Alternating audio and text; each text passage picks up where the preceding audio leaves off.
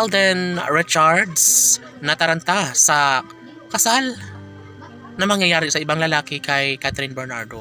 Ay, wag naman sanang tuluyang mawasak ang relasyon ng Cat and Love team dahil sa totoo lang, sobrang nahihirapan ng taong bayan. Ayaw na ayaw nila na mauwi sa wala ang lahat, lalo na't ito lamang ang isa sa matagal lang ninanais at pangarap ng lahat. Never na mangyayari na basta na lang nakalimutan ang sumpaan ng dalaga at binata. O na?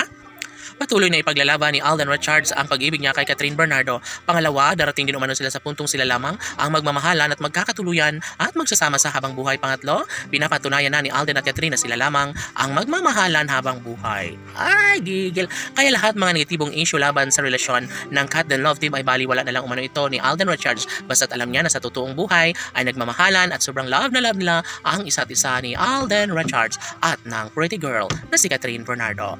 Lahat ay posible na mangyayari, lalo na't ito lamang ang isa sa matagal lang hinihiling at pangarap ng lahat. Ito'y isang pagmamahal na kailangan na patunayan ng Cat and Love team. Sa lahat ng magandang pagkakataong ito, iniibig at lalong tumitibay ang relasyong tunay ng dalaga at binata. Sa mga pagkakataong ito, dapat lamang na maisa katuparan na ang lahat sa kalang pagkakatuluyan, pang-araw-araw na kaligayahan at habang buhay na pagsasama ang pangarap ni Alden Richards kasama at kapiling ang kanyang pinakaminamahal, ang pinakadinarasal at pangarap niyang babaeng gusto makasama habang buhay, walang iba kundi si Catherine Bernardo lamang. Ay naku po, kahit ano pa ang paninira na gawin ng mga bashers laban sa Cat and Love team, ay kita nyo naman na mas lalong tumitindi, mas lalong kumikinang ang relasyong tunay na sinimula ni Alden Richards at ng pretty girl na si Catherine Bernardo. Syempre, ito ay isang magandang pag-ibig na nagbibigay saya at kaligayahan sa lahat, kaya kahit ano pa ang paninira, kahit ano pa ang sasabihin ng mga bashers, mananatili lamang sa buhay ni Alden Richards ang pretty girl na si Catherine Bernardo ay sapat na ito para malaman ng taong bayan na talagang namang mahal na mahal pa rin nila ang isa't isa, na kahit ano pa ang mangyayari ay mas pipiliin at mas gagawin nilang makatotohanan ng lahat sa kanilang relasyon.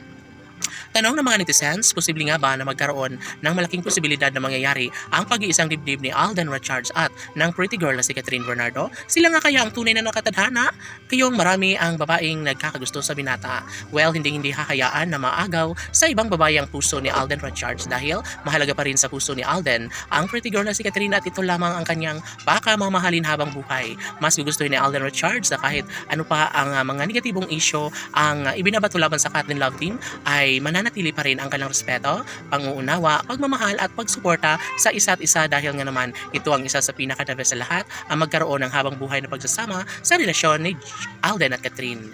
Tanong ng mga netizens, hanggang kailan nga ba maghihintay ang taong bayan bago mabigyang katuparan ng pag-iisang dibdib ni Alden Richards at ng pretty girl na si Catherine Bernardo? Well, saad pa ng mga netizens na dapat lamang na tayo ay maghintay dahil alam natin na bandang huli ay patutunayan din ni Alden at Catherine ang kalang pag-iisang dibdib at sila lamang ang magsasama habang buhay laban